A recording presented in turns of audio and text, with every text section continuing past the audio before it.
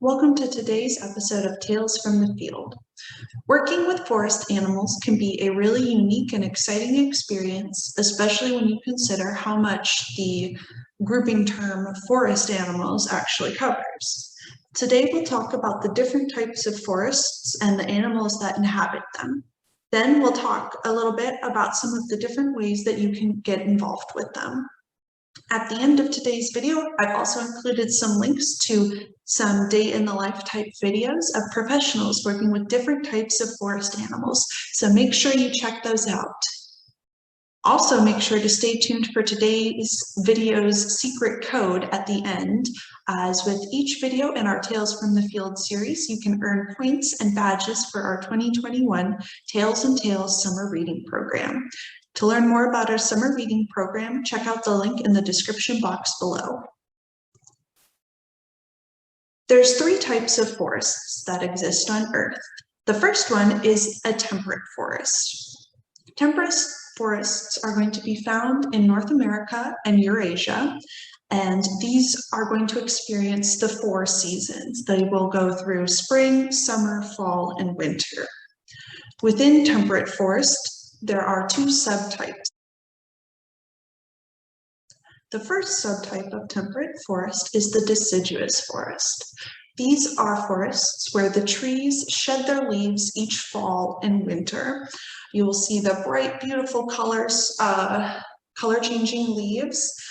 So I think these are going to primarily have things like oak and maple trees. And the second type of temperate forest is the evergreen forest.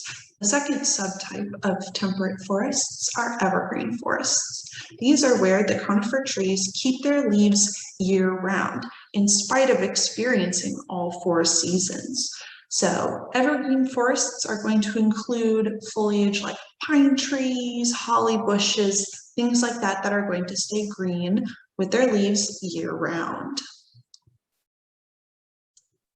The animals that live in temperate forests must be able to adapt to the changing seasons.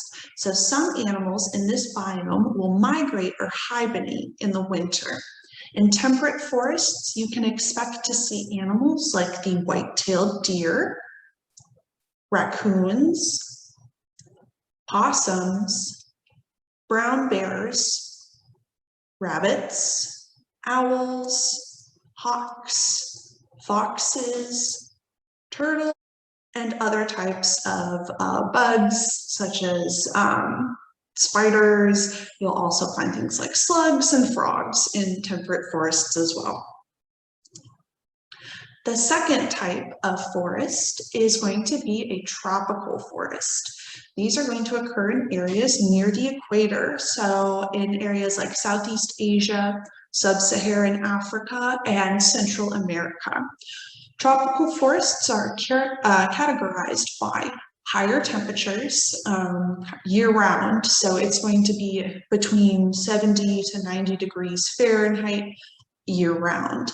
They also experience a high rainfall, so they'll get about 78 inches or 6.5 feet of rain a year. They also have a very dense canopy of leaves and vines that covers the forest floor. Now, tropical forest animals actually make up about 80% of the world's documented species, even though they only cover about 6% of the Earth's land surface. In a tropical forest, you'll find animals like monkeys, so gorillas, orangutans, chimpanzees, marmosets. You can also expect to find big cats like leopards, jaguars, tigers, anacondas, toucans, sloths, macaws, boa constrictors, capybaras, and poison dart frogs can all be found within the tropical forest. Now, the third and final type of forest is the boreal forest. These are also called the taiga. These are going to be found further north above temperate forests. So you'll find them in places like Siberia, Scandinavia, and the Alaska and Canada's portion of North America. Now, boreal forests are different from the tundra environment, which is going to be above the boreal forests. But they're different because the taiga is going to have trees and the tundra doesn't. So the boreal forests are going to actually experience precipitation that allows those trees to grow. And even though it comes through the form of snowfall, it only experiences freezing temperatures for about 6 to 9 months of the year. So for the rest of the year, the snowfall will melt and that water will allow trees to grow.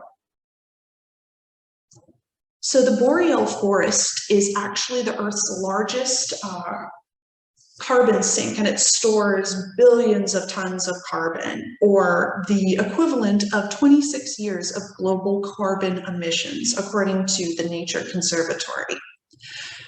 Animals you can expect to find in the boreal forest include grizzly bears, Arctic foxes. You'll find animals like reindeer and caribou. You'll also find Arctic wolves, bison, walrus, seals, killer whales, mountain goats, and birds like herons and pelicans. So there's a lot of different ways to get involved if you're interested in working with forest animals. Many resources will say that you need a science-heavy background to work with animals. And while this is true if you're interested in studying the medical aspect or working within biology or chemistry, focusing on a specific species or phenomena. But if you're not as interested in focusing on the science aspect, there are more to these career pathways than just being good at biology and chemistry. So don't forget that there are social science aspects to study as well with animals. And there's also medical, administrative, technical, outreach, and education roles to fill within all of these different avenues when working with animals. So good places to look for jobs. If you aren't quite ready to apply for jobs just yet, you can always bookmark them to get a better idea of what sort of education or experience they're looking for that type of role working with animals. You can look at government job postings at the local, state, or federal level for things like animal control, working within the agriculture department or environmental science. There's also parks within the government systems. Colleges and universities are also great options as well. Within veterinary medicine, there's a variety of subsets as well, such as working with domestic animals, exotic animals, true wildlife, and livestock or agricultural animals. There's also nonprofit organizations that focus on rescue, rehabilitation, and advocacy for specific causes, types of animals. There are also private businesses. Off the top of my head, I can think of some that maybe focus on wildlife removal, or they do educational presentations with animals, or they're just devoted to the husbandry of a specific type of animal. There are also research opportunities studying a species of animals, working within academics or a sponsoring agency where you can apply for a grant to cover expenses or join a pre-existing excursion. There's also rehabilitation, where there's rescues dedicated to caring for for injured animals. Education can be formal or informal, working in the classroom or the field. And this can vary in terms of education intensity. So you could be working with curious families or working with experts in the field. There's also a lot of conservation opportunities within organizations that are dedicated to caring for animals who would be vulnerable if left in the wild, such as beyond zoo enclosures. There are a number of sanctuaries for animals who can't take care of themselves for a variety of reasons. And you can also look at care and maintenance of natural habitats as well. So if you want to learn more about some of the opportunities working with forest animals, I've included a couple of links in the description box below for the day in the life type videos. The first one is looking at a bear scientist. So if you've ever been curious as to how people study bears in the wild, we have a video from the scientist Ray Wynn Grant explaining how that process works for Scholastic magazines. We also have a video looking inside of the Gamboa Sloth Sanctuary and Wildlife Rescue Center in Gamboa, Panama. And they'll look after orphaned baby sloths, or when like adults lose their habitat, they help relocate and rehabilitate them. I've also included a video to Alaska's Wildlife Rehabilitation Center, as the animals in Alaska are unable to be released back into the wild after rehabilitation. So this is going to also be a sanctuary type environment, as the animals there are there for the remainder of their lives.